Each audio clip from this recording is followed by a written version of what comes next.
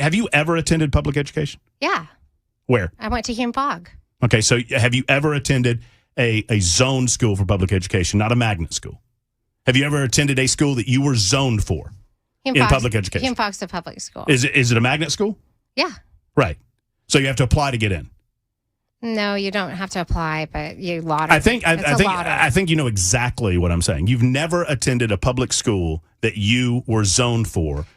Are you implying that my opinion as a state legislator on an issue is invalid because of a personal decision that I made? I'm not implying. I'm saying I'm saying that you're a hypocrite.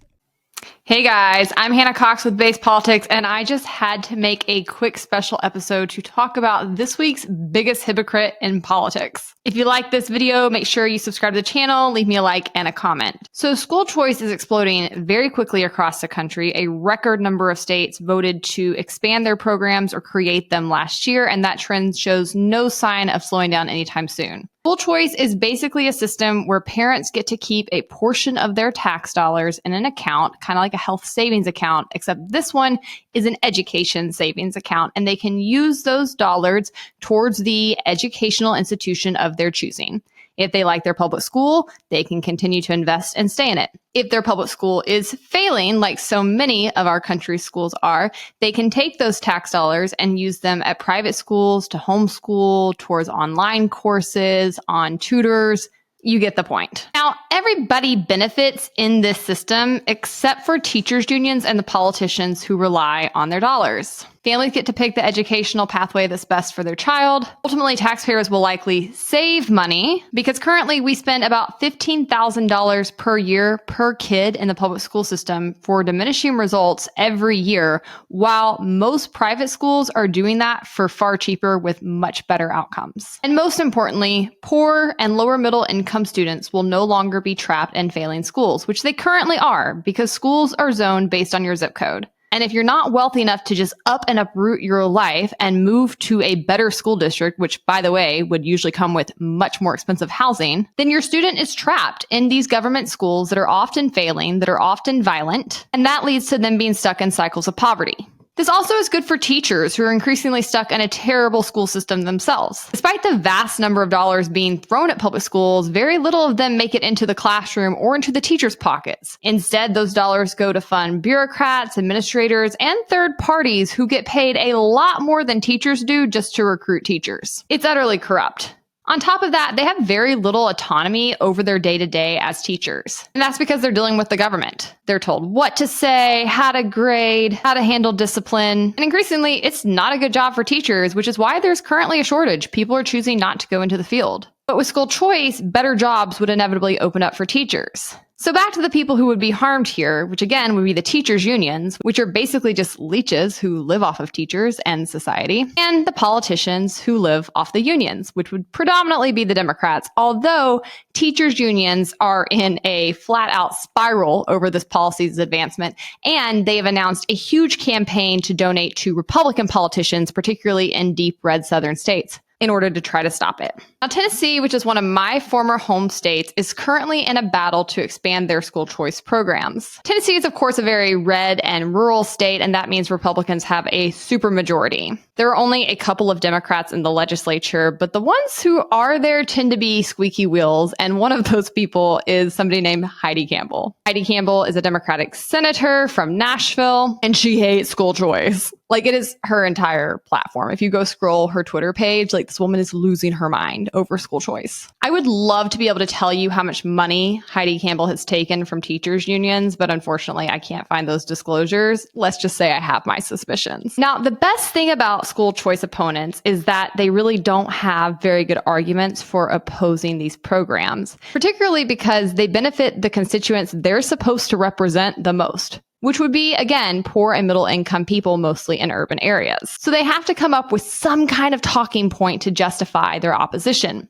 They'll often try to claim that people who support school choice hate teachers, or they'll try to say this is some big conspiracy to funnel taxpayer dollars to the wealthy. Like, newsflash, wealthy people have already left the public school system. Be so serious. So have most upper middle class families, or they've managed to move to the high-end districts where schools are actually good and would likely choose to stay in them even if they had school choice dollars. Switching schools is not an obstacle for anybody except for people who cannot already afford to do it. And so the people most likely to take advantage of school choice dollars would be the disadvantaged people. And that's what I think they're actually afraid of. I firmly believe many of these people do not want the American population to become educated. They want them indoctrinated, which can only take place in government schools. Now, the media very rarely holds these politicians' feet to the fire and actually pushes back on some of these outrageous claims that they make. But Matt Murphy, who is a radio host in Nashville, is not one of those members of the media. Full disclosure, Matt is a friend of mine and I've been on his show several times. It's a great program. Now, recently, Senator Heidi Campbell took her anti-school choice grift to Matt's program. And I don't know what she was expecting. It seems like she thought she was going to get a softball interview because boy, was she not prepared. Matt had her absolutely cornered on the arguments this entire interview. And not only was he able to out-debate her on these aforementioned talking points, he actually landed a knockout punch, catching her in a huge bit of hypocrisy. Let's roll the clip. Where would your kids go to school if you did not send them to private school? Well, I mean, we have wonderful magnet schools here. There are some good public schools. Where are you zoned to go to public school? Hillsborough. Why don't you send your kids there? I think Hillsborough is actually a pretty good school. Why don't you send your kids? My kids started in a school when they were in kindergarten, and that's their community, and that's where they feel comfortable. But this isn't about me. Yes, it is. No, it is not. No, it absolutely is about you. You want the rule. You want your system and what you have in place not to be made available to people who don't have the means to afford it. I absolutely 100% would support that. Wait, why please. Are you not sending your kids to Hillsborough? If that is what it was about, I would support it 100%. But let me just tell you, this is not about choice. Why did you make the choice to send your kids to private school? I just told you, my kids started out in private school. Why did you make that choice then? I was coming back from Minnesota, and I wanted them to go to the school that I went to when I was a kid. It was a cultural thing, the same way that you want somebody to go to a church that you go to. And so it's fair to say that you wanted to provide the best educational opportunity for your children. I think everybody wants to provide the best educational So opportunity. you felt the child. private education opportunity that you had in front of you was superior to the public education opportunity that you had in your district that you lived? Not necessarily. I think you have some kids actually do better in other environments. It depends on the child. But you had the ability to make that choice because you had the financial means to do so.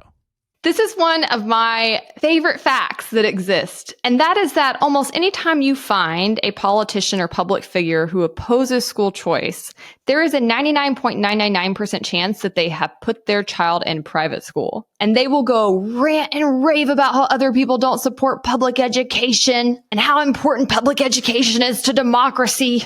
And how much they love public schools and teachers are the heartblood of America. Like, for the other little peasants, okay? Not my kids. My friend Corey DeAngelis, who is a huge school choice activist, frequently calls people out for this on Twitter, and it is hilarious. And as we see here, Heidi Campbell absolutely sticks with the stereotype. But what I think is even more interesting than the fact that she is your rank and file hypocrite on this topic is the ridiculous reason she gives for why she put her kids in private school. I want you to notice that she says it's a cultural thing. So that led me and many other people to wonder, what is the culture of the school her kids are zoned for? Which again is Hillsborough in Nashville. And it turns out that their enrollment is 63.7% minority students, with 51.8% of them being Black. Contrast that to the swanky private school her kids go to, which is called the University School of Nashville, which it does look like has a pretty different cultural makeup. USN only has 11% African American enrollment versus 52% at the public school she's actually zoned for. So I'm not one to put words in somebody's mouth,